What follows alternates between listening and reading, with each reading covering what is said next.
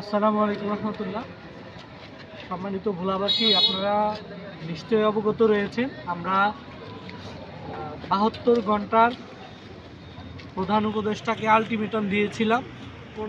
এই 72 ঘন্টা শেষ হওয়ার পরেও আমরা দৃশ্যমান কোনো পদক্ষেপ এখন পর্যন্ত দেখি নাই।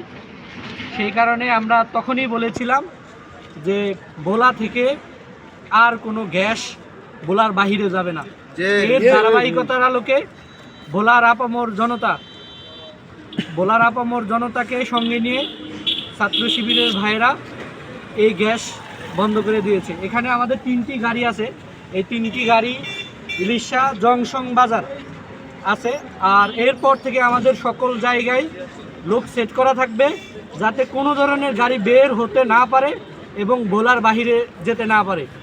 সেই জন্য আপনারা সজাগ দৃষ্টি থাকবেন। আরেকটি স্পষ্ট বার্তা আমি দিতে চাই, ভোলার কোনো সুশীল সমাজ বা রাজনৈতিক কোনো সংগঠনের নেতৃবৃন্দ আমাদের সাথে যাতে নেগোসিয়েশনে না আসে, আমরা সেটা বলতে চাই।